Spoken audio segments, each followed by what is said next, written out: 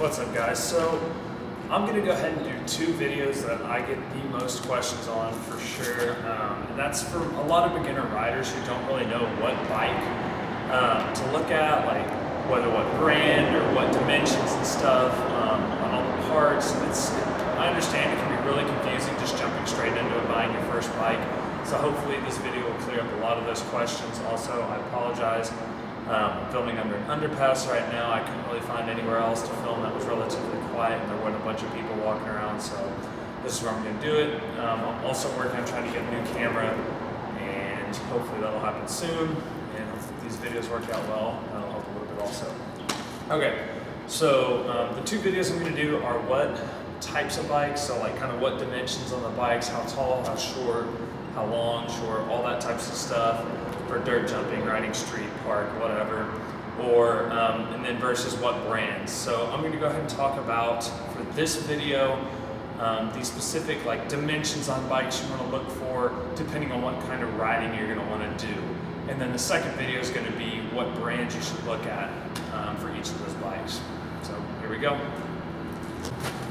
Alright guys, since I kind of rambled on that other video quite a bit, if you don't know the other video I'm talking about, links down in the description for choosing what brand of bike you want. I'm going to try to make this a relatively quick one, just go over pretty much the basics that you're going to want to look for. So when you're looking at complete bikes, there's going to be a few ranges of prices. There's normally going to be one around $400, which is your base, like going to be decent parts. Nothing's going to be terrible, but obviously it's not going to last forever. That bottom level, you're going to have the cheaper parts. They still should hold it decently well. It's going to be better than Walmart 99% of the time. And then the top level ones, you're going to have more actual like name brand parts. Like you'll have, like say, if you bought a Fiend complete, you'd have like Fiend team bars, maybe some Cinema rims or something like that. Some actual decent parts, not just some no-name brand that the company throws on there just to save them money. But there's not still terrible parts. Anyway, you get the gist of what I'm saying. So the main things you want to look for before I get into the actual geometry of all the frames is you're going to want sealed hubs, you're going to want a sealed bottom bracket, and a decent headset. So what I mean by sealed is they put, unsealed is pretty much just, you got the mold for the bearings and then the individual bearings in there, and that's it. There's no protective cover around them or anything. And the problems with those is if you get any sort of dirt in there or water in there and it starts rusting, those can start to get really rough whenever you're pedaling, and you're going to have to replace them relatively often just because those are going to break. Some of the bearings are going to get flat spots and stuff like that. It's just not going to feel good.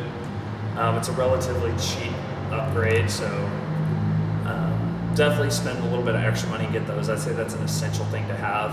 The other thing that's really essential is having 3-piece cranks. If you get 1-piece cranks, those things suck. There is 2-piece cranks, those are alright too. But yeah, 1-piece cranks suck. Those are going to bend really easily. They're not going to really last that long. So definitely look for 3-piece cranks.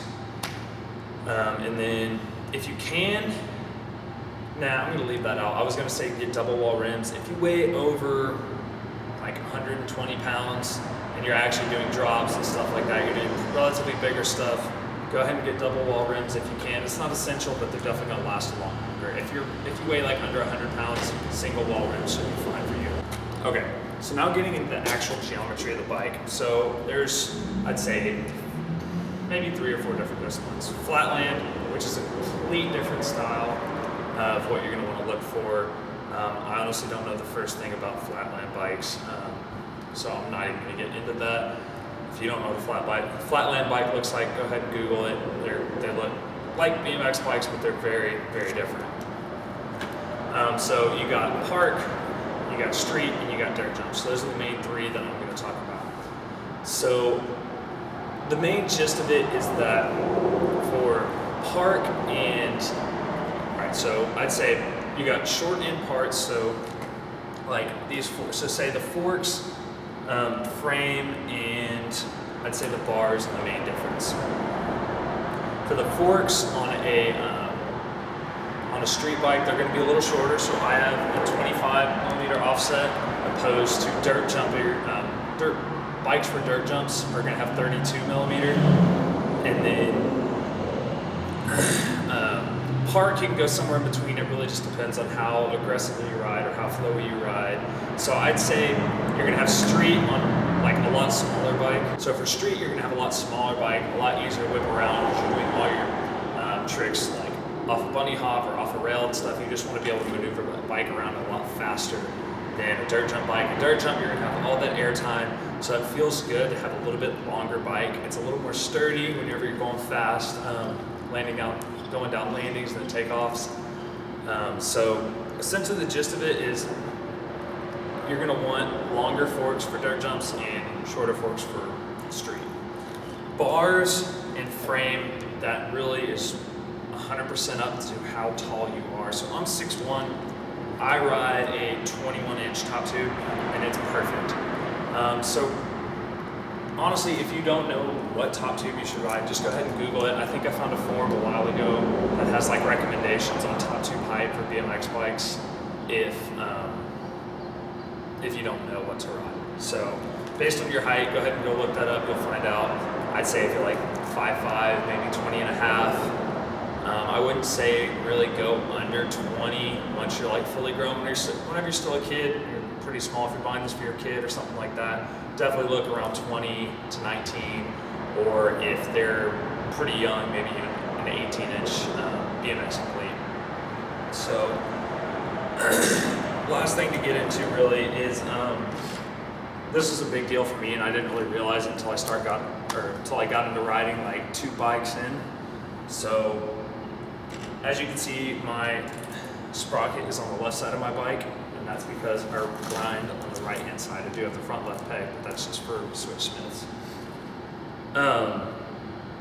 So the reason it's over there is if you do a feeble and you miss your back peg, I had it on my right side, it's just gonna smash down on my sprocket, maybe break my chain, maybe break my sprocket. And that's just something that I had happen way too many times. So whenever I bought my 3rd bike, I went ahead and got one that came with the left side drive. So that's definitely another thing to look for. If you know you want to grind on your right side or your left side, make sure you get the sprocket on the opposite side. So if you want to grind on your left side, get right hand drive. If you want to grind on your right side, get left side drive. It's pretty much that simple. That's pretty much it for if you're going to go bike complete. And like I said, on the bars, there's not too much pressure because you can put spacers. I'd say a good medium is, I'd say maybe 8 1/4 or 8.5 inch rise bars to maybe 9.25. These I think are 9-inch rise, and I love them. I have a decent amount of spacers in here, so I probably could have gone 9.25. But I love these the way they are. And like I said, you have a little bit of play in here. You could just pop your stem off, throw some spacers on there. Perfect. I know I kind of rambled on that, guys. I'm sorry. I always start thinking one way and it just goes a million different directions thinking about bikes, because I'm trying to think back through all my thinking processes of when I bought them. But I'd say those are pretty much the main things that you're going to want to look for. Definitely if you're going to ride street, get a little bit smaller of a bike, a little bit shorter. Oh, one other thing I want to talk about is the frame type that you're going to get. So a lot of like pro park riders that you see, they will have a super short seat tube. And for that reason, or the reason for that is that it's a lot, I'm trying to think of how to put it, it doesn't get in the way of your feet as much, so to speak. So if they do like a bunch of no-footer tricks, a bunch of tail ups and stuff like that, it's not going to get in the way as much as, say, this one. I think this is I don't even know, maybe a 9-inch, no, not even that much. I don't know exactly, maybe 6 1/4 seat tube. But so if you're planning on doing a lot of tail ups and stuff later on, that's maybe something to look at. And then the last one being, the shorter your chainstays are, which are these parts of your frame right here, the easier it's going to be to manual. The further back it is, the harder it's going to be to manual. That's just because your center of balance being directly over your bottom bracket. If you only have to move it back that far to push it back over your back wheel, opposed to maybe a little bit further, it really helps with learning manual. So if you're really a beginner and you want to learn manuals and kind of do more technical tricks, I'd recommend a shorter chainstay. But that's about it, guys. I know I kind of rambled, but If y'all have any questions about this, if I missed anything, go ahead and let me know in the comments. Other than that, thanks for watching. Hope it helped.